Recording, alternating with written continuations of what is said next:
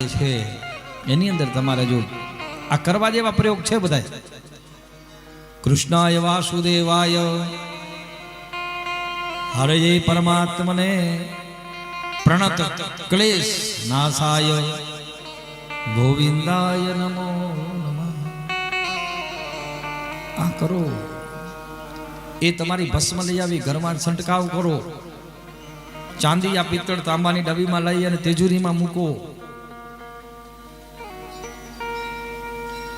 આ વસ્તુ કરવાથી ભગવાન શ્રી કૃષ્ણના આશીર્વાદ મળે છે. અને 4 રાત્રિમાં 12 મહિનામાં એક જ આ રાત્રિ એવી છે કે જે તમને ધન ઐશ્વર્ય લક્ષ્મીની પ્રાપ્તિ કરાવે છે, નિરુગત આપે છે. આજનું સાયન્સ આગનું વિજ્ઞાન માનતું થઈ ગયું છે. આ કોઈ સામાન્ય રાત્રિ નથી.